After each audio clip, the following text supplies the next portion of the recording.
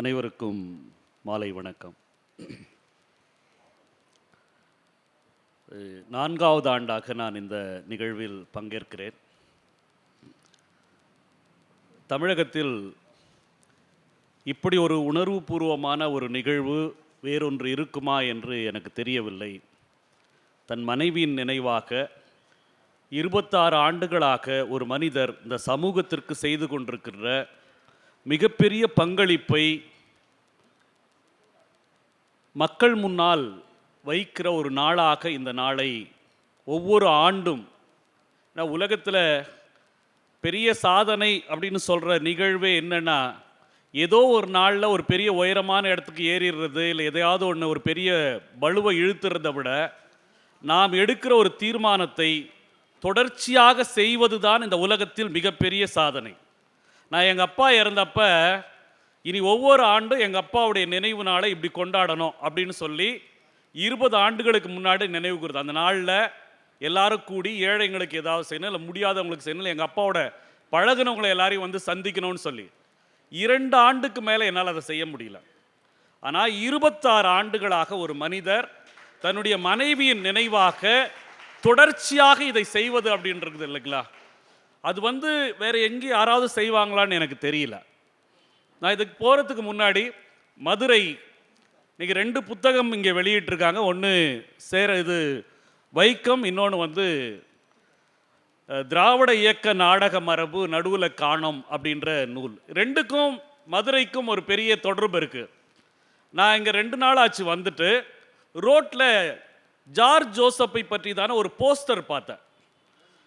George ஜோசப்புக்கும் வைக்கத்துக்கும், George ஜோசப்புக்கும் மதுரைக்கும் ஒரு பெரிய தொடர்பு உண்டு. ஏன்னா அந்த ஜார்ஜ் ஜோசப் ரோசாவின் ராசா என்று சொல்லுகிற ஒரு பிரபலமான வழக்கறிஞர் தான் பெரியாருக்கு கடிதம் எழுதுகிறார் சிறையிலிருந்து. அவர் காந்திக்கும் கடிதம் எழுதுகிறார், பெரியாருக்கும் கடிதம் எழுதுகிறார். என்னன்னா, நாங்கள் ஒரு போராட்டம் பண்ணோம், தெருவில் நடக்க முடியல, நீதிபதி வக்கீலாருக்கு வழக்கறிஞர் வந்து நீதிமன்றத்துக்கு போக முடியல, சாதியை காட்டி தெருவில் நடக்கக்கூடாதுன்னு சொல்கிறாங்க என்று காந்திக்கு ஜார்ஜ் ஜோசப் கடிதம் எழுதுகிறார். காந்தி ஜார்ஜ் ஜோசப்புக்கு பதில் போடுறார். என்னன்னா, நீங்கள் ஒரு கிறிஸ்தவர், நீங்கள் போய் உங்கள் மதத்தினுடைய வேலையை பாருங்கள், இது இந்து மதத்தினுடைய பிரச்சனை, அவங்க பார்த்துப்பாங்க, நீங்கள் இதில் பங்கேற்காதீங்கன்னு சொல்லி ஜார்ஜ் ஜோசப்புக்கு காந்தி கடிதம் எழுதுகிறார். அதே ஜார்ஜ் ஜோசப் பெரியாருக்கு கடிதம் எழுதுகிறார். பெரியார் கிளம்பி போய் அந்த வைக்கத்தினுடைய போராட்டத்தில் பங்கேற்று அந்த போராட்டத்தில் மக்கள் நடப்பதற்கான உரிமையை பெற்றுக் கொடுக்கிற வேலையை வந்து பெரியார் செய்கிறார். காந்திக்கும் பெரியாருக்கும் இடையில் மிகப்பெரிய இந்த வேறுபாட்டை இந்த சமூகத்திற்கு வெளிச்சமிட்டு காட்டியவர் ஜார்ஜ் ஜோசப். அந்த ஜார்ஜ் ஜோசப் இந்த மண்ணில் தான் இருந்தார். இன்னொன்று, இந்த நடுவில் பக்கத்தை காணாம இந்த புத்தகம் வந்து பெரியார் இயக்கம் தொடர்ச்சியாக செய்து கொண்டிருந்தால் அந்த கலை இலக்கிய வடிவமான நாடகத்தின் தொடர்ச்சி நடுவில் காணாமல் போயிடுச்சு அப்படின்றத தான் வந்து ஐயா வந்து இதில் சொல்கிறாங்க.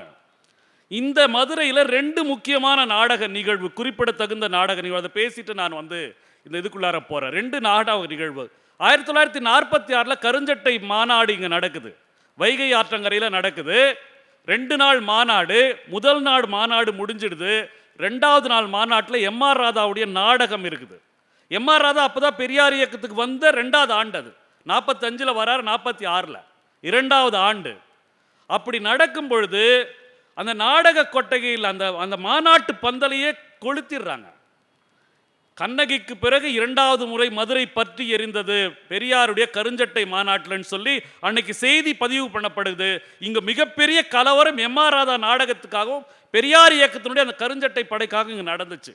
இன்னொரு முக்கியமான நிகழ்வு, சந்திரா தேட்டர்னு ஒரு தேட்டர், எந்த இடம்னு எனக்கு தெரியல, மதுரையில் சாந்தி தேட்டர்னு இப்போ இருக்கிற பழைய சந்திரா, இப்போ சாந்தி தேட்டர், மேலமாசி வீதி வடக்கு மாசி, அங்கே எம்ஆர் ராதாவுடைய ராமாயணம் நாடகம் நடக்குது. ராமாயணம் நாடகத்தில் மிகப்பெரிய கலவரம்.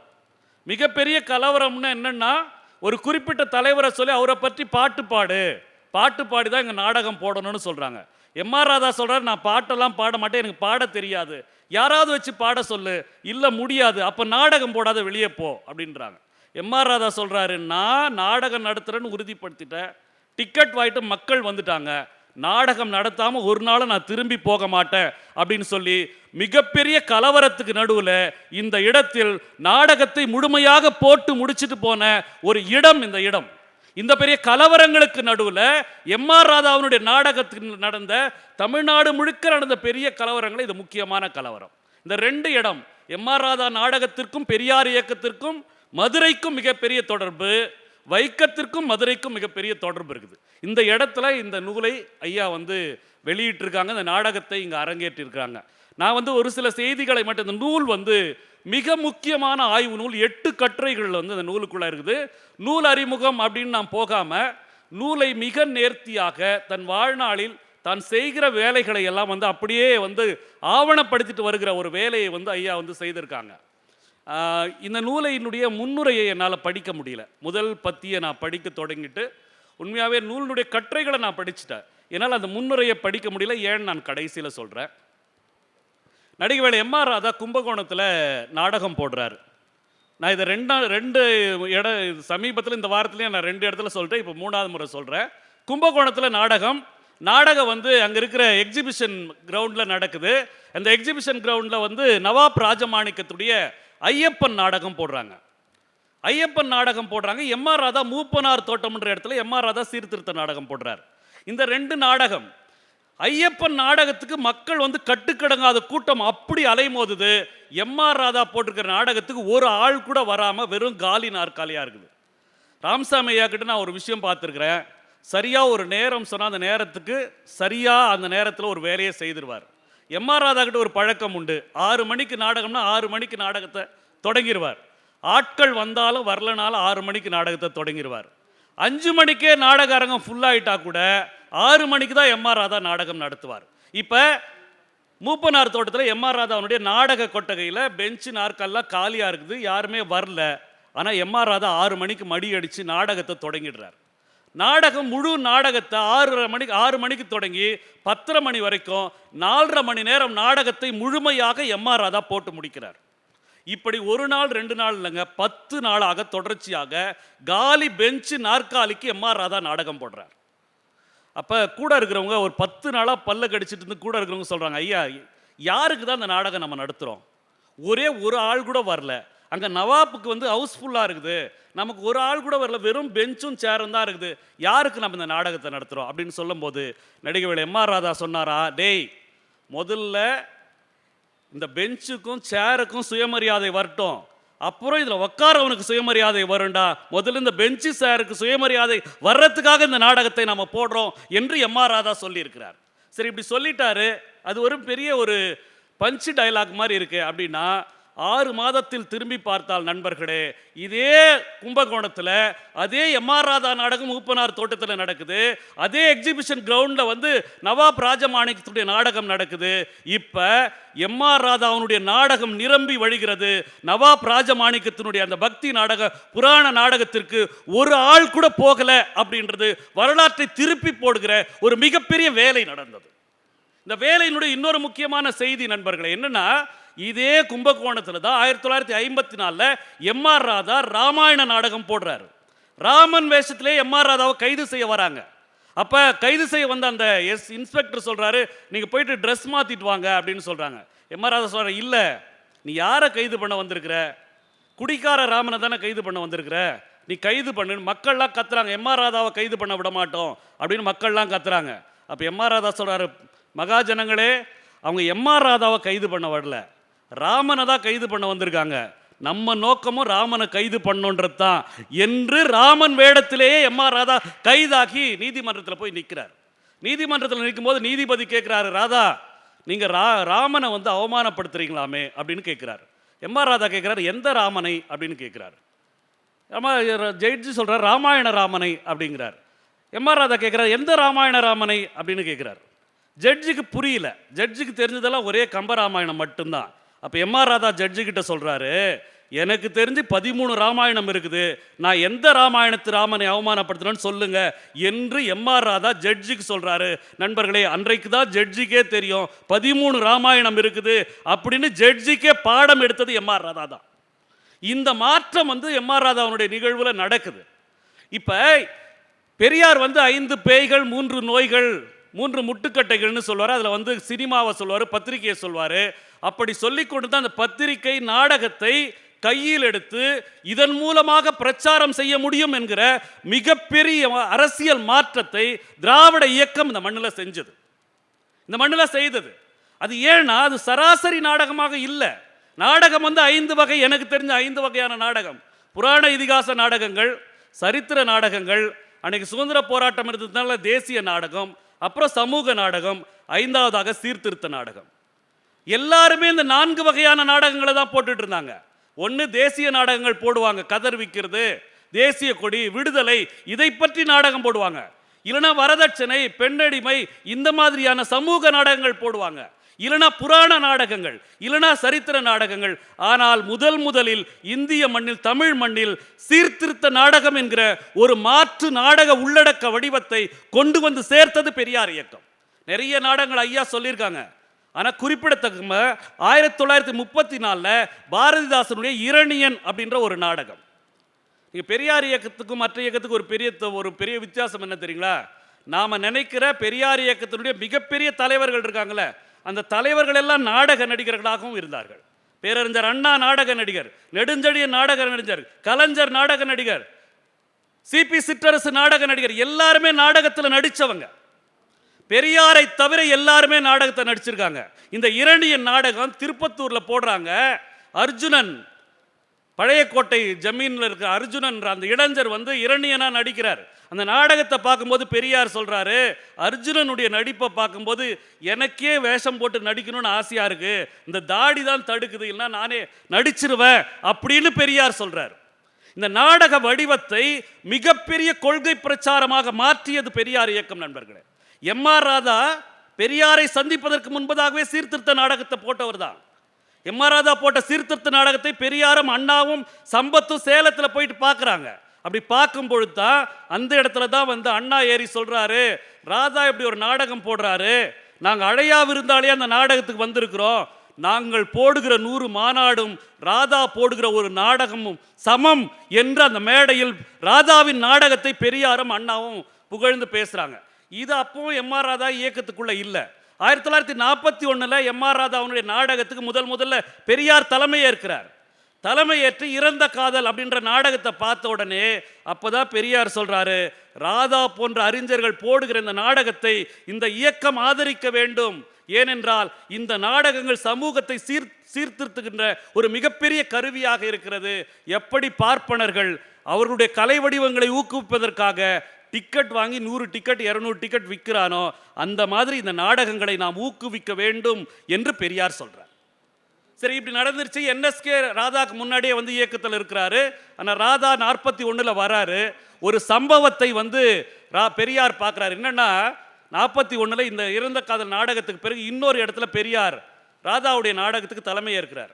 ராதா நாடகத்துக்கு தலைமையேற்று பெரியார் வந்து எப்பவுமே ராதா நாடகம் நடத்தும் போது அவர் நினைக்கிற இடத்துல நாடகத்தை நிறுத்திட்டு தலைமை ஏற்றவங்களை பேச சொல்வார். அப்போ பெரியார் வந்து நாடகத்தை பாதியிலே ராதா நிறுத்திட்டு, இப்பொழுது நாடகத்துக்கு தலைமை ஏற்றுக்கிற தந்தை பெரியார் அவர்கள் பேசுவார் அப்படின்னு சொல்றார். பெரியார் மேடை ஏற வரார். கூட்டத்திலிருந்து ஒருத்தன் கத்துறான், ராதா நிறுத்து, நான் உன் நாடகத்தை பார்க்கறதா டிக்கெட் வாங்கிட்டு வந்தேன், கண்டவங்க பேச்சை கேட்கறதுக்காக வரல, நாடகத்துக்கு நிறுத்து அப்படின்னு சொல்றான். எப்படி இருக்குன்னு நினைச்சு பாருங்க. பெரியார் ஏறிட்டு இருக்கார், ஒருத்தர் கத்துறான். ராதா நேராக வந்தார், மைக் முன்னாடி வந்தார். என்ன சொன்ன அப்படின்னு கேட்டார். அவன் சொன்னா, உன் நாடகத்தை பார்க்கறதா டிக்கெட் வாங்கிட்டு வந்தேன், கண்டவங்க பேச்சை கேட்கறதுக்கு இல்லை, நாடகத்தை போடு, அப்புறம் நீ யாரை ஒன்றா பேச வச்சுக்க. எம்.ஆர். ராதா சொன்னார், என்னடா நாடகத்தை தானே பார்க்க வந்த, நாடகம் முடிஞ்சிருச்சு, நீ போகலாம். இப்போ பெரியார் பேசுவார். ஏன்னா நாடகத்தில் நான் டிக்கெட்டில் நான் கதவசனமெல்லாம் எழுதி கொடுக்கல, இவ்வளோ தான் நாடகம் முடிஞ்சிருச்சு, இப்போ நான் கூப்பிட்ட தலைமை ஏற்ற தந்தை பெரியார் பேசுவார், விருப்பம் இருக்கிறவங்க இருந்து கேட்டு போய் நான் போடான்னு சொல்லிட்டு ராதா உள்ளே போயிட்டாரு. பெரியார் முதலில் ஒரு கலைஞன் இப்படி ஆடியன்ஸ் சொல்கிறதால தூக்கி போட்டு நீ வந்தாவா வராட்டா போடா, நான் இப்படி தாண்டான்னு சொன்ன முதல் கலைஞனாக பெரியார் ராதாவை பார்க்குறார்.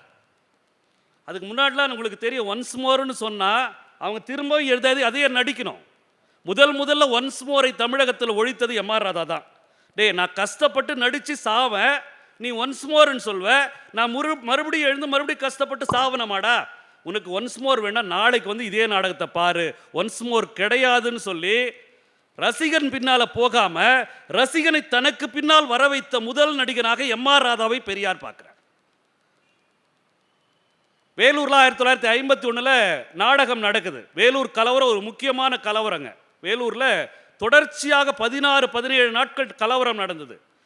வேலூரில் நாடகத்தில் எம்ஆர் ராதா வந்து எப்போவுமே பேப்பர் நியூஸில் பேப்பரில் வர நியூஸை அப்படியே வந்து படிக்க சொல்வார். அதை படிப்பாங்க, எம்ஆர் ராதா கமெண்ட் பண்ணுவார். இப்போ பேப்பரில் படிக்கிறாங்க, இந்த மாதிரி காந்தி பூங்காவில் உண்ணாவிரதம் நடந்தது, நேதாஜி சுபாஷ் சந்திர போஸ் தெருவில் கலவரம் நடந்தது, நேரு சாலையில் ஊர்வலம் நடந்தது, இப்படியெல்லாம் படிக்கிறாங்க. அப்போ எம்ஆர் ராதா கேட்குறேன்னா, ஒரே வடநாட்டு தலைவருங்க பேராக இருக்குது, காந்தி நேரு நேதாஜின்னு ஒரே வடநாட்டு தலைவராக பேராக இருக்குது, இந்த மாதிரி நம்ம நாட்டு தலைவருங்க பேரெலாம் வடநாட்டில் வச்சுருக்காங்களா அப்படின்னு எம்ஆர் ராதா கேட்குறாரு. அப்படியெல்லாம் எதுவும் இல்லைங்க அப்படின்னு பேப்பர் படிக்கிறோம் சொல்கிறான். என்னடா அது அநியாயமாக இருக்குது, நம்ம நாட்டு தலைவர்களும் தலைவருங்க தானே. வஉசி இருக்கிறாரு, இரட்டை ஆயுள் தண்டனை வாங்கினாரு, பெரியார் இருக்கிறாரு, அண்ணா இருக்கிறாரு, அட்லீஸ்ட் காமராஜர் நாடார் கக்கூசுனாவது ஒன்று வைக்கக்கூடாதாடாங்க என்று பெரியார் கேட்கிறார். முதல் உடனே காமராஜர் அவமானப்படுத்திட்டான்னு பெரிய கலவரம் வேலூரில் வெடிக்குது. கலவரம் வெடிக்க எம்ஆர் ராதா தினம்தோறும் நாடகம் போடுறார். எம்ஆர் ராதா நாடகத்தினுடைய மிகப்பெரிய சிறப்பு கருத்தை சொல்லுவது, கருத்தை நடிப்பதில்லை, கருத்தை மக்களிடத்தில் சொல்லுவது. அன்னைக்கு வேற எந்த மீடியமும் இல்லை, கருத்தை சொல்வதுதான். அந்த கருத்தை சொல்லுகிற வேலை எம்ஆர் ராதா தொடர்ந்து செய்தார். தினந்தோறும் கலவரம் நடக்கும், தினந்தோறும் வெட்டுக்குத்து நடக்கும். வெட்டுக்குத்துல அவனோட அடிச்சு கலவரம் பண்ணிட்டு அவன் விட்டு ஓடுறான்ல, மறுநாள் ஒரு போர்டு அடிச்சு சைக்கிள் செயின், டர்க்கி டவலு, பிச்சுவா கத்தி எல்லாத்தையும் ராதா மாட்டி வைப்பார். நேற்று கலவரம் செய்த காலிகள் விட்டு சென்ற பொருட்கள் அப்படின்னு சொல்லி போர்டு அடிச்சு அந்த இடத்தில் மாட்டி வைக்கிற ஒரு மிகப்பெரிய வேலையை எம்ஆர் ராதா செய்கிறார். இது வேற யாருக்கிட்டையுமே பார்க்காத ஒரு மிக முக்கியமான நிகழ்வாக இது இருக்குது. இப்படி பெரியார் இயக்கம், பேரறிஞர் அண்ணா அத்தனை நாடகங்கள் எழுதியிருக்கிறார், கலைஞர் கருணாநிதி அத்தனை நாடகங்கள் எழுதியிருக்கிறார். 1947 எம்ஆர் ராதாக்கு ஒரு நாடகம் எழுதி கொடுக்குறார், தூக்கு மேடை அப்படின்ற ஒரு நாடகம். அந்த நாடகத்தில் கலைஞர் பாண்டியன் என்ற ஒரு கேரக்டரில் நடிக்கிறார். அப்படி நடிக்கும் போது எம்ஆர் ராதா பேசும்போது டெக்ஸ்டில் இருக்கிறதே பேச மாட்டார், அவருக்கு வாய்க்கு வரதை அப்படியே பேசிடுவார். அப்படி ஒரு கேள்வி கேட்குறார், ஏயா அப்போ திமுகவும் தீக்காவும் உரசல் இருக்குது, பிரிய போகிறாங்க அந்த சூழல். அப்போ ராதா கேட்குறார், என்னடா அவங்க அண்ணாவா எப்போ பாரு தளபதின்றீங்க, அவங்க தளபதி எந்த போர்லடா போய் சண்டை போட்டா நீங்கள் தளபதின்றீங்க அப்படின்னு கேட்குறார். அப்போ கலைஞர் சொன்னார், பாண்டியன் என்ற அந்த கேரக்டர் சொல்லிச்சு, மீட்டப்படவில்லை என்று சொன்னாலும் வீணைக்கு வீணை என்றுதான் பெயர், வீசப்படவில்லை என்று சொன்னாலும் வாளுக்கு வாள் என்றுதான் பெயர், நேரம் வருகின்ற பொழுது அது நடக்கும், அப்படி எங்கள் அண்ணாவும் போர்க்களம் வருகின்ற பொழுது தான் தளபதி என்பதை நிரூபிப்பார் அப்படின்னு கலைஞர் பேசுறார். இதை பார்க்கிறார். அது முன்னாடி வரைக்கும் திருவாரூர் கருணாநிதி எழுதிய நடிகவேள் எம்ஆர் ராதா நடிக்கும் தூக்கு மேடை நாடகம் அப்படின்னு போட்டுட்டு இருந்த எம்ஆர் ராதா அறிஞர் கருணாநிதி எழுதிய நடிகவேள் எம்ஆர் ராதா நடிக்கும் தூக்கு மேடைன்னு போடுறார். அப்போ கலைஞர் சொன்னாரா, அண்ணா இல்லைண்ணா அறிஞர்னா எங்கள் கட்சியில் அண்ணா தானே அப்படின்னு. ஏன் உங்கள் கட்சியில் ஒரு அறிஞர் தான் இருக்கணுமா, இன்னொரு அறிஞர் இருக்கக்கூடாதா அப்படின்னு சொல்லிட்டு, சரி கலைஞர் கருணாநிதி எழுதிய நடிகவேள் எம்ஆர் ராதா நடிக்கும் தூக்கு மேடை நாடகம்னு போட்டு விளம்பரம் பண்ணு அப்படின்னு சொல்லி தான் கலைஞருக்கு அப்பொழுதுதான் அந்த பட்டம் கொடுக்கப்பட்டது. இது எம்ஆர் ராதாவின் நாடகங்கள். நீங்கள் ஒன்று நல்லா தெரிஞ்சுக்கணும், இந்த சமூகத்தில் எதிர்ப்புகளோட வளர்ந்த ஒரு இயக்கம் இருக்கும்னு சொன்னால் அது திராவிட இயக்கம் மட்டும்தான். நான் சொன்னேன் இல்லைங்களா, பெரியாருக்கு முன்னாலே எம்ஆர் ராதா சீர்திருத்த கருத்துக்களை உள்ளவர் தான். ஆனால் பெரியாரை பார்த்த பிறகு, பெரியாரை பார்ப்பதற்கு முன்பதாக எம்ஆர் ராதா நாடகங்களுக்கு எதிர்ப்புகள் மட்டும் இருந்தது. பெரியாரை சந்தித்த பிறகு எம்ஆர் ராதா நாடகங்கள் அத்தனைக்கும் தடை இருந்தது. 144 போகிற இடங்கள்லாம் 144. இப்போ எம்ஆர் ராதா 144 போடுறா, தடை போடுறா, இதை என்ன எப்படி இதை வந்து நம்ம ஓவர் கம் பண்ணுறது அப்படின்னா, உடனே பெரியாருக்கு குடியரசு தடைனா பகுத்தறிவுன்னு பத்திரிகை நடத்துவார். அதே செய்தி பகுத்தறிவு பத்திரிகை. பகுத்தறிவுக்கு தடைனா புரட்சி. செய்தி ஒன்று தான், பேர் மட்டும் மாற்றி அதையே பெரியார் பத்திரிகையில் செய்த மாதிரி எம்ஆர் ராதா போர்வாளுக்கு தடைனா பக்தன், பக்தனுக்கு தடைனா நண்பன், நாடகம் என்னவோ போர்வாள் தான். இப்படி மாற்றி போடுகிற ஒன்றை இந்த அரசாங்கம் திக்குமுக்காடிய ஒரே ஒரு கலைஞன் எம்ஆர் ராதா தான். ஒரு சம்பவம் சொல்கிறேங்க. காரைக்காலில் எம்ஆர் ராதாவுடைய ராமாயண நாடகம், முதல் நாடகம் ரத்த கண்ணீர், நடுவில் ஒரு 5 நாடகம் வேற ஆட்கள் போடுறாங்க. 7வது நாள் கடைசி நாடகம் ராமாயணம்னு போடுறாரு. அதை நடத்துனவர் வந்து SM உமர் அப்படின்னு சொல்கிற ஒரு திரைப்பட ப்ரொடியூசர். அப்போ அங்கே இருக்கிற இந்துக்கள் பார்ப்பனர்கள்லாம் சேர்ந்து போய் அந்த ஜமாத்தில் பார்த்து, இது பாருங்கள், நமக்கு முஸ்லீம்களுக்கு இந்துங்களும் ஒன்றா இருக்கிறோம், இந்த மாதிரி உங்கள் பையன் எம்ஆர் ராதாவை கொண்டு வந்து ராமாயண நாடகம் போடுறான், அந்த நாடகம் ரொம்ப வில்லங்கமான நாடகம், நமக்குள்ள ஒரு பிரச்சனை வேண்டாம் அப்படின்னு அவங்க சொல்கிறாங்க. உடனே இந்த உமர் சொல்கிறாரு, நான் எம்ஆர் ராதா கிட்ட ராமாயணம் தான் சொல்லிட்டேன், நான் போயிட்டு அவர்கிட்ட கேட்டுட்டு வரேன்னு சொல்லி எம்ஆர் ராதா கிட்ட போயிட்டு உமர் கேட்குறாரு, அண்ணே இந்துக்கள்லாம் இப்படி கலவரம் வரும்னு சொல்கிறாங்கண்ணே, அதனால் நீங்கள் வேறு நாடகம் போடலாண்ணே அப்படின்னு சொல்கிறாங்க. அப்படியாடா அப்படின்னு சொல்லிட்டு எம்ஆர் ராதா, சரிடா லட்சுமிகாந்தன் போட்டுக்கடா அப்படின்னு சொல்லிட்டார். லட்சுமிகாந்தன் போட்டாங்க. 6 நாள் நாடகம் நடந்துருச்சு. முதல் நாள் ரத்த கண்ணீர் நடிச்சிட்டாரு, அப்புறம் 5 நாள் வேறு வேறு நாடகம், 6ஆவது நாள் எம்ஆர் ராதாவுடைய லட்சுமிகாந்தன் நாடகம் தொடங்குது. தொடங்குனா லட்சுமிகாந்தன் அவங்க மனைவியும் நாடகம் பார்க்கறதுக்கு போகிறாங்க. லட்சுமிகாந்தன் அவங்க மனைவியை நாடகம் பார்க்க போகிறாங்க. அங்கே ராமாயண நாடகம் நடக்குது. மொத்த ராமாயணத்தையும் எம்ஆர் ராதா போட்டு முடிக்கிறார். நாடகத்தின் பேர் லட்சுமிகாந்தன். நாடகம் பார்க்க போகிறாங்க. பார்க்க போகிற இடத்துல ஒரு நாடகம் நடக்குது. நாடகத்துக்குள் நாடகம் போட்டு தான் நினைத்த கருத்தை இந்த சமூகத்தில் சொன்னவர் எம்ஆர் ராதா. இப்போ எவ்வளோ பெரிய வலுவான, எவ்வளவு வலிமையான கருத்து பரப்புரையை இந்த சமூகத்தில் இந்த இயக்கம் செய்திருக்கிறது. தொடர்ச்சியாக வெறும் போராட்டம். நான் குமரிமுத்துவை பார்த்தேன். குமரிமுத்து சொன்னார், எங்கே போனாலும் கலவரங்க, எங்கே போனாலும் வாழ்வாசாவாதான், இன்னைக்கு உயிரோட திரும்பி வருவோன்னு ஒரு இடத்துலையும் நம்பிக்கை கிடையாது. நீங்கள் பார்த்தவங்களுக்கு தெரியும், குமரிமுத்துக்கு எங்கே பாரு வெட்டு காயங்களாக இருக்கும். அவர் சொன்னார், என் உடம்பெல்லாம் இருக்குது இந்த காயம், இது அனைத்தும் எம்ஆர் ராதா நாடகத்தில் இருக்கும்போது நடந்த கலவரங்களில் கிடைத்த வெட்டு காயங்கள் என்று குமரிமுத்து சொன்னார். அப்போ தொடர்ச்சியாக இப்படியான கலவரங்களுக்கூடாகவே நாடகங்களை செய்து கொண்டே இருக்கிறார்கள். ஏன்னா இந்த சமூகத்தில் இதை சொல்லியே ஆகணும்ன்ற கட்டாயம். 1934 இரணியன் நாடகம் வந்துச்சுன்னு சொன்னல பாரதிதாசன், அப்போ தடை இல்லை. 1948 சுதந்திரம் வாங்கின பிறகு தடை இரணியன் நாடகத்துக்கு. நினைச்சு பாருங்க, இந்த ஊர்லயே இந்த நாட்டிலேயே 1947 சுதந்திரம் வாங்கத்த துக்க நாளுன்னு சொன்ன ஒரே நபர் பெரியார். 1934 வெள்ளக்கார ஆட்சியில் நாடகம் ஏற்றுக்கொள்ளப்படுகிறது, 48 நாடகம் தடை செய்யப்படுகிறது. அப்படின்னா இந்த அரசு யாருக்கான அரசு? இந்த ஆட்சி யாருக்கான ஆட்சி? இந்த ஆட்சியாளர்கள் யார் அப்படின்றது மிக முக்கியமான ஒரு செய்தியை தன் கருத்துரையின் மூலமாக சொல்லிக்கொண்டே இருக்க வேண்டிய தேவை இன்னைக்கு இருக்குது. நான் சொன்னேன் இல்லைங்களா, இன்னைக்கும் நாடகம் இருக்கு. இன்னைக்கு எஸ்வி சேகரும் வைஜி மகேந்திரனும் காக்கா ராதாகிருஷ்ணனும் நாடகம் போடுறாங்க. நான் சொன்ன இந்த 5 நாடகத்தில் எந்த வடிவம்னே தெரியல. அவங்களுக்கு சபாக்கள் தரப்படுகிறது. இங்கே ஒரு பேராசிரியர் சொன்னார்ல, உங்களுக்கு பிரச்சனை வரும்னு ஐயா கேட்டார், உங்களுக்கு வந்து இங்கே கொடுத்தாக்கா உங்கள் வேலைக்கே பிரச்சனை வரும், பரவாயில்ல நாடகம் போட்டுட்டு நான் வேலையை இழக்கிறேன்னு நான் சொன்னேன்னு ஒரு பேராசிரியர் சொன்னார்ல. இது எவ்வளோ பெரிய துணிச்சல் தெரியுங்களா? ஏன்னா எம்ஆர் ராதாக்கு யாருமே நாடகத்துக்கு இடமே கொடுக்க மாட்டாங்க. ஏன்னா கலவரம் வரும், மொத்தத்தையும் ஒடிச்சு போட்டு போயிடுவானுங்க, யாருமே கொடுக்க மாட்டாங்க. வயல்வெளிகளில் தான் எம்ஆர் ராதாவுடைய நாடகங்கள். 5 மைலுக்கு ஒரு இடத்துலன்னு சொல்லி தொடர்ச்சியாக நாடகத்தை ஒரு நபர் போட்டுக்கொண்டே இருக்கிறார். நான் நேற்று ஐயா கிட்ட பேசியிருந்தேன், ராமசாமி ஐயா கிட்ட. ராமசாமி ஐயா ஒரு வார்த்தை சொன்னார், என்னை சினிமாவுக்கு கூப்பிட்டாங்க, ஒரு தேதி கேட்டாங்க. நான் சொன்னேன், இல்லை அந்த தேதியில் எனக்கு நாடகம் இருக்குது, என்னால் வர முடியாதுன்னு சொன்னேன் அப்படின்னு சொன்னார். நீங்கள் நினச்சி பாருங்கள், ஒரு சினிமாவில் ஒரு வாய்ப்பு வருது, அந்த சினிமா வாய்ப்பை ஒரு நபர் என்னன்றார், இல்லை அந்த நாளில் எனக்கு நாடகம் இருக்குது, நான் வர முடியாது. அப்போ அவர் ஒரு வார்த்தை சொன்னார், ஏன்னா நான் நாடகக்காரன், நான் சினிமாக்காரல்ல, நான் நாடகக்காரன். முதல்ல நாடகத்துக்கு தான் இடம், அப்புறம் தான் சினிமா. இதை செய்தவர் எம்ஆர் ராதா தான் தொடக்கத்தில். நான் நாடகக்காரன்டா, நாடகத்தில் தான் நான் நடித்தா, நான் நல்லா நடிக்கலன்னா கல்லடிப்பான், நான் நல்லா நடிச்சேன்னா கை தட்டுவான். இரண்டையும் உடனே பெறக்கூடிய இடம் நாடகம். இந்த இடத்துல நான் நினைக்கிறதெல்லாம் பேச முடியும்.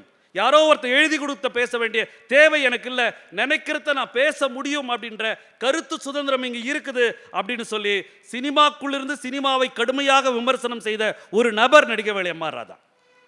இப்போ இந்த தொடர்ச்சி இல்லையே, நாங்கள் நிறைய நண்பர்கள்கிட்ட பேசுவோம், ராதாவுக்கு பிறகு அப்படி ஒரு தொடர்ச்சி இல்லையே, யாருமே செய்யலையே, இன்னைக்கு துணிஞ்சு அப்படி செய்யவே முடியாது போல இருக்குது. ஏன்னா ராமாயண நாடகம் தொடங்குங்க, ராமாயண நாடகம் தொடங்கும் போது எம்ஆர் ராதா உள்ள இருந்து பேசுவார், மகாஜனங்களே இந்த ராமாயணம் என் சொந்த கற்பனை அல்ல, நான் சொந்தமாக என் கற்பனை அந்த நாடகம் போடலை.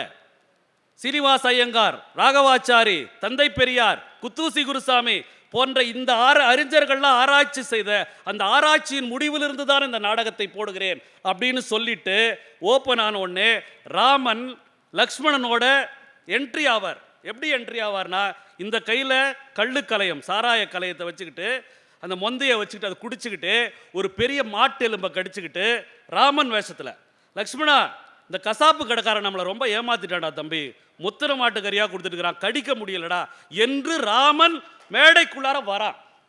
இதை இன்னைக்கு நம்மளால செய்ய முடியுமா? இன்னைக்கு நம்மளால கற்பனை செய்ய முடியுமா?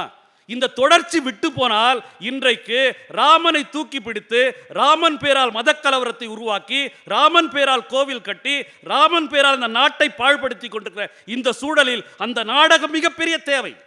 ஆனால் நடுவில் நம்ம விட்டு போனதுனால, அதனுடைய தொடர்ச்சி இல்லாமல் போனதுனால அதை செய்ய முடியாது என்கிற ஒரு நிலைக்கு நாம் வந்து சேர்ந்து இருக்கிறோம். எம்.ஆர். ராதாவுடைய நாடகம் எங்க நடந்தாலும் போலீஸ்காரனுக்கு போய் உட்கார்ந்து நோட்ஸ் எடுப்பாங்க. இந்த இன்னைக்கு நாட்டில் என்ன நடக்குதோ அது நாடகத்தில் இருக்கும்.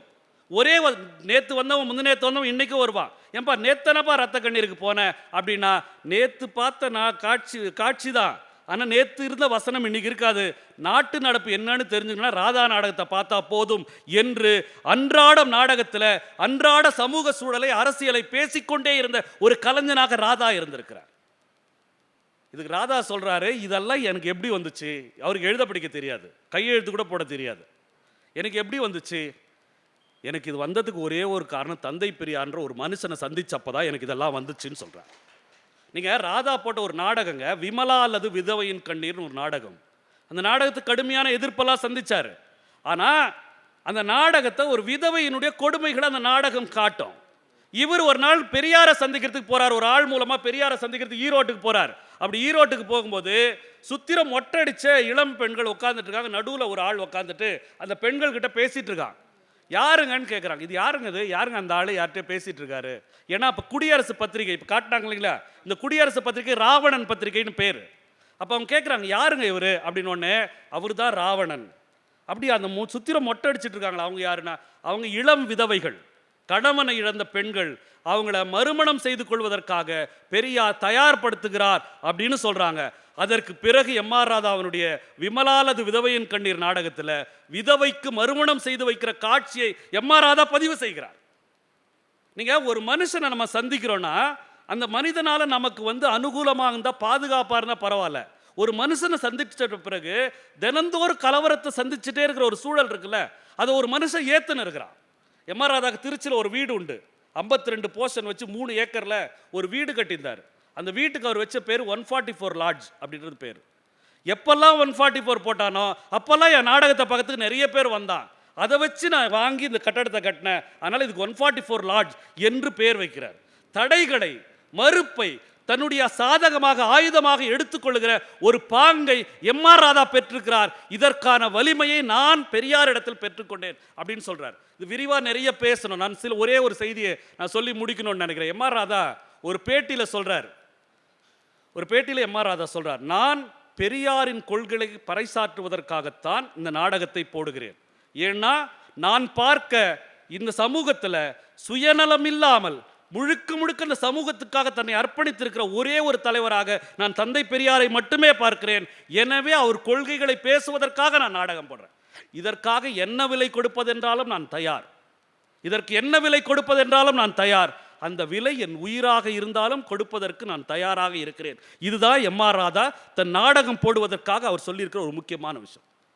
பெரியாரின் கொள்கைகளை சொல்றதுக்காக நாடகம் போடுறேன், அதுக்காக என் உயிரை தருவதற்கும் தயாராக இருக்கிறேன் என்று கடைசி மூச்சு வரைக்கும் ஒரு மனிதர் இருந்தார். நீங்க தமிழினுடைய கலை வரலாற்றை, நாடக வரலாற்றை எம்.ஆர். ராதாக்கு முன்னாடி பின்னாடின்னு பிரிச்சுக்கலாம். எம்.ஆர். ராதாக்கு முன், எம்.ஆர். ராதாக்கு பின்ன நாடகம் எப்படி இருந்ததுன்னு பிரிச்சுக்கிட்டீங்கன்னா, எம்.ஆர். ராதாவை கண்டு இந்த அரசு நடுங்கியது. எம்.ஆர். ராதாக்காகவே ஒரு தனி சட்டத்தை கொண்டு அதை குறித்து ஐயா விரிவான ஒரு நூல் எழுதியிருக்கிறார். இதே மாதிரியான ஒரு நாளில் அதை வெளியிட்டார். எம்.ஆர். ராதாக்காகவே 1954 நாடக தடை சட்டம் என்கிற ஒரு தனி சட்டத்தை இந்த அரசு கொண்டு வந்திருக்கிறது என்றால் எம்.ஆர். ராதா இந்த அரசை எந்த அளவுக்கு செய்திருப்பார் நீங்க பாருங்க. போலீஸ்காரங்க அவருடைய விஷயங்கள்லாம் குறிப்பெடுப்பாங்க. ஒரு முறை மியூசிக் அகாடமியில் எம்.ஆர். ராதாவுடைய நாடகம், போலீஸ் ஃபுல்லாக வந்துட்டாங்க, ஃபுல்லாக உட்காந்துட்டாங்க எம்.ஆர். ராதா நாடகத்தில். இவர் குஷ்டம் போயிட்டு காந்தா வீட்டில் கலாட்டா பண்ணுவார். ரத்த கண்ணீர் பார்த்தீங்கன்னா உங்களுக்கு தெரியும், கலாட்டா பண்ணுவார். உடனே காந்தா ஃபோன் எடுத்து டயல் பண்ணுவாங்க. இப்போ எம்.ஆர். ராதா கேட்குறாரு, யாருக்கிட்ட ஃபோன் பண்ணுற அப்படின்னு கேட்குறாரு. போலீஸ் ஸ்டேஷனுக்கு வருவாங்க இருன்னு. பைத்தியக்காரி எவனும் இருக்க மாட்டாண்டி, அங்கே இதான் ஓசி டிக்கெட்டில் எல்லாரும் எங்கள் முன்னால் உட்காந்து பார்த்துருக்குறாண்டி, எவண்டி இருப்பாங்க அப்படின்னு சொல்லி கரண்ட்ல இருக்கிற விஷயத்தை இப்படி பேசுகிற ஒரு விஷயம். மாப்போசிய பெரியார் சொல்றாரு, இந்த இந்து மதம் என்னை சாதியாக பிரித்து வைத்திருக்கிறது, சனாதனமா பிரிச்சு வச்சிருக்குது, நான் ஒரு இந்துவாக சாக மாட்டேன் அப்படின்னு பெரியார் சொல்றாரு. நான் இந்துன்றது இழிவா இருக்குது அப்படின்னு பெரியார் சொல்றாரு. அப்ப மாப்போசி பெரியாரு கவுண்டர் பண்ணி சொல்றாரு, நான் செத்துட்டா என் கல்லறை மேல இங்க ஒரு இந்து உறங்கி கொண்டிருக்கிறான் என்று எழுதுங்கள் அப்படின்னு மாப்போசி சொல்றாரு. இந்த தகவல் எம்.ஆர். ராதாக்கு போயிடுச்சு. ரத்த கண்ணீர் நாடகம் நடக்குது. அம்மா செத்து போயிடுவாங்க. ஃப்ரெண்டு வந்து சொல்லுவான், எவ்வளோ தூரம்டா கல்லறைன்னு கேட்பாரு. 6 மைலுன்னுவான். 6 மைல்ஸ், நான் காரில் வந்துடுறேன், நீ பாடியை கொண்டு வந்துடுறா அப்படின்றது தான் நாடகத்தில் எப்பவுமே இருக்கும். ஆனால் இப்போ ஃப்ரெண்டு வந்து சொல்கிறான், அம்மா செத்துட்டாங்கடா அப்படின்னு. அப்படியாடான்னு சொல்லி எம்.ஆர். ராதா வழக்கத்துக்கு மாறாக அம்மாவுடைய சாவுக்கு வர்றார். சாவுக்கு வந்துட்டு அழுறாரு, அம்மா போயிட்டியாம்மா, வீணா போன மாப்போசியெல்லாம் உயிரோடு இருக்கும்போது நீயாமா செத்த என்று அன்றைக்கு இருக்கிற விஷயத்துக்கு உடனடியாக கவுண்டர் பண்ணுற ஒரு ஆற்றல் எம்.ஆர். ராதாக்கு இருந்தது. இப்படிதான் எம்.ஆர். ராதாவுடைய நாடகங்கள் தொடர்ச்சியா இருந்தது. ஒரு நாடகத்தில் எம்.ஆர். ராதா மனைவி இல்லாத இன்னொரு தொடர்பில் இருப்பார். கூட இருக்கிற வேலைக்காரன் சொல்லுவான், என்னய்யா போய் இப்படி வந்து அம்மா நல்லா அவ்வளோ அழகாக இருக்கும்போது நீங்கள் இன்னொரு தொடர்பு வச்சுக்கிறீங்களா அப்படின்னு சொல்லுவார். அதுக்கு எம்.ஆர். ராதா சொல்லுவார், அடப்போட தசரத சக்கரவர்த்தி இருக்கான்ல, அவன் 50,000 பொண்டாட்டி வச்சுருந்துருக்கான்டா, 5,000 பேர் ஒரு முனிசிபாலிட்டினா அவனே 10 முனிசிபாலிட்டியை வச்சுருந்துருக்கிறான் அப்படின்னு சொல்கிறார். உடனே அவன் சொல்கிறான், அப்படி இருக்கிற பரவாயில்லையா, அந்த அம்மாவுக்கு யானை காலாக இருக்குதுயா அப்படின்னு அவன் சொல்வான். அதுக்கு எம்.ஆர். ராதா சொல்லுவார், யானை கால் தானடா, யானை தலையே சாமியாக கும்பிட்றான், யானை காலம் தான் என்னடா குறைஞ்சு போச்சு அப்படின்னு சொல்லி இவைகளை பேசுகிற ஒரு ஆற்றல் எம்.ஆர். ராதாக்கு இருந்திருக்கு. சரி, இப்படி பெரியார் இயக்கம் நாடகங்களின் மூலமாக, ஏன்னா பெரியார் இயக்கத்தில் இருக்கிற எல்லாருமே பத்திரிகையாளர்கள், பெரியார் இயக்கத்தில் இருக்கிற எல்லா தொண்டர்களுமே, இந்த பெரியார் இயக்கத்தில் இருக்கிற தொண்டர்கள் தலைவர்கள் மட்டுமே நாடக நடிகர்கள் இல்லை. எம்.ஆர். ராதா நாடகத்தை கிராமங்களில் அங்கே இருக்கிற தொண்டர்கள் நாடகமாக போட்டிருக்காங்க. அந்த மக்களுக்கு எல்லா ஊர்லையுமே ஒரு சம்பவங்க, ஒரே ஒரு சம்பவம், ஐயா மன்னிக்கணும் நான் முடிச்சிடறேன். கோவில்பட்டி பக்கத்தில் பாண்டவர் மங்கலம்னு ஒரு ஊர். அந்த ஊரை பற்றி ஒரு செய்தி குடியரசில் வந்துடுது. என்னன்னா, ஒரு 2 கணவன் மனைவி ஒரு வீடு கட்டுறாங்க. அந்த வீட்டுக்கு நடிகவேளை எம்.ஆர். ராதா இல்லம்னு பேர் வச்சிருக்காங்க. எதுக்கு கீழே வந்து விளக்கம் கொடுத்துருக்காங்க, குடியரசுலேயே விளக்கம் கொடுத்துருக்காங்க. என்னன்னா, ஒரு நாள் எம்.ஆர். ராதா கோவில்பட்டில் நாடகம் வந்து போட்டார். நாங்கள் அந்த நாடகத்தை போய் பார்த்தோம். அது வரைக்கும் நாங்கள் ரொம்ப இழிவானவங்க, சமூகத்தில் ஒடுக்கப்பட்டவர்கள் நாங்கள் நினச்சிருந்தோம். அந்த நாடகம் பார்த்த பிறகு எங்களுக்கு அப்படி ஒரு தன்னம்பிக்கை வந்துச்சு, எனக்கு மேலே எவனும் இல்லை, எனக்கு கீழே எவனும் இல்லை, நான் சமம்ன்றத ஒரே ஒரு ராத்திரி நாடகத்தில் எம்.ஆர். ராதா நாடகம் எங்களுக்கு சொல்லி கொடுத்துச்சு. அதனால் நாங்கள் கட்டுற எங்கள் வீட்டுக்கு எம்.ஆர். ராதாவுடைய பேரை வைக்கிறோன்னு சொல்லி குடியரசில் விளம்பரம் கொடுத்து நாடகத்துக்கு அந்த வீட்டுக்கு பேர் வச்சிருக்கிறாங்க. அப்போ ஒரு நாடகம் எவ்வளோ பெரிய வீழ்ச்சியை ஏற்படுத்தியிருக்கோம். 1945 எம்.ஆர். ராதா நாடகம் திருச்சியில் போடுறாரு. நாடகம் 50,000 பேர் பார்க்குறாங்க. பார்த்துட்டு திருப்பி போகிற அந்த மக்கள் சொல்லினே போகிறாங்க, எம்.ஆர். ராதா நாடகம் ஒன்று போதுங்க, பெரியாரும் தேவையில்ல, அண்ணாவும் தேவையில்ல, இந்த ஒரு நாடகம் போதும் அப்படின்னு பெண்கள் பேசிட்டு போன வரலாறு இங்கே இருந்திருக்குது. இப்படி நாடகத்தின் மூலமாக மிகப்பெரிய ஆற்றலை நம்ம செய்திருக்கிறாங்க. நாம் செய்யாமல் விட்டுட்டோம். ராமாயணத்தை ரீக்ரியேட் பண்ணுறா, மகாபாரத்தை ரீக்ரியேட் பண்ணுறா, எந்தெந்த வடிவத்திலோ இன்றைக்கு புராண இதிகாசங்களை மூட நம்பிக்கைகளை பரப்பிட்டே இருக்கிறா.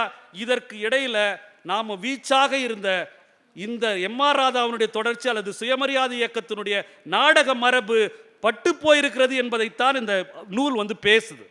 அது இல்லாமல் சினிமா பற்றியும் இந்த நூல் பேசுது. நண்பர்களே, இந்த நாடகத்தில் தொடர்ச்சி இல்லைன்னு நாம் நினச்சிட்டே இருக்கிறோம். உண்மையாகவே இந்த மன்றத்துக்காக நாங்கள் சொல்லலை, இந்த நாடகத்தின் ஒற்றை தொடர்ச்சி அடையாளமாக ஐயா ராமசாமி ஐயா தான் தமிழகத்தில் இருக்கிறார்.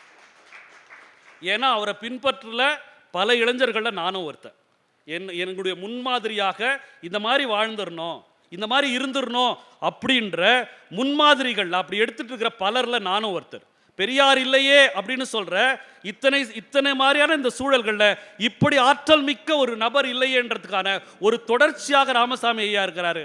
இப்போ அவர் மறுபடியும் இந்த திரியை இந்த சமூகத்தில் தூண்டி விடுற வேலையை செஞ்சிருக்காரு. இது எம்.ஆர். ராதா கூட செய்யல. எம்.ஆர். ராதா ஒரு ட்ரூப் வச்சுட்டு இருந்தார்.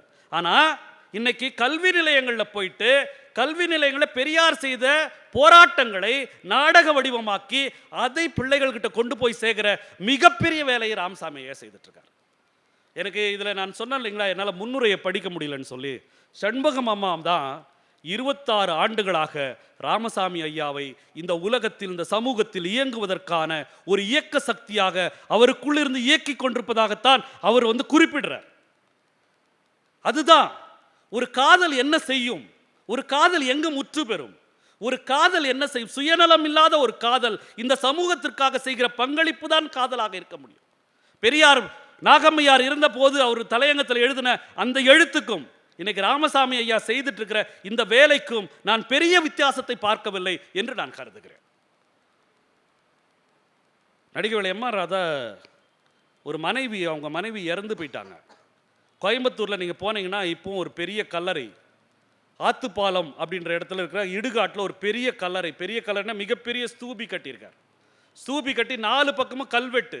அந்த கல்வெட்டுகளில் என்ன போட்டிருக்காருன்னா, பெரியாரின் சுயமரியாதை இயக்க சிந்தனைகளை நாடகத்தின் வழியாக மக்களுக்கு பறைசாற்றுவதற்கு என்னோடு துணை செய்திருந்த என் காதல் மனைவி பிரேமாவிற்கு நினைவாக சுயமரியாதை இயக்க தோழர்களால் எழுப்பப்பட்ட இந்த கல்லறை என்று 4 பக்கத்திலும் ராதா போட்டிருக்கார்.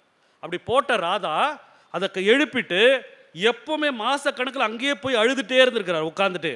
ஜிடி நாடு ராதாவை பார்த்து சொல்றாரு, என்னடா பெரிய சுயமரியாதை அப்படிலாம் பேசுற, பைத்தியக்கார மாதிரி பொண்டாட்டி கல்லறையில் போய் உட்காந்து அழுதுட்டு இருக்கிற அப்படின்னு கேட்குறாரு.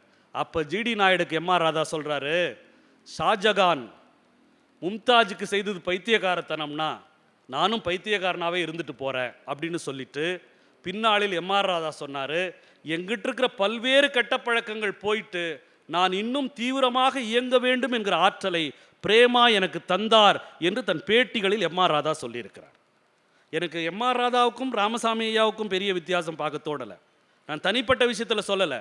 இந்த செயலின் மூலமாக இந்த கலை வடிவத்தை சமூகத்திற்கு தர வேண்டும்னோ, அதன் மூலமாக இளைய தலைமுறையை சமூகத்திற்கு போராட வேண்டும் அல்லது சமூகத்திற்கு கலையின் மூலமாக விழிப்புணர்வை உண்டாக்க வேண்டும் என்று தொடர்ச்சியாக இயங்கிக் கொண்டிருக்கிற அந்த இயக்க சக்தியாக அவருடைய காதல் இருப்பதாக அவர் எழுதுகிறார்.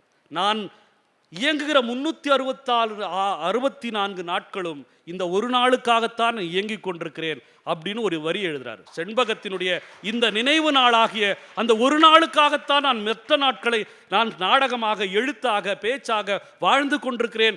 அந்த எழுத்து படிக்கும்போது உண்மையாகவே அழுதுட்டேங்க நான். அதுக்கு மேலே என்னால் அதை படிக்க முடியல.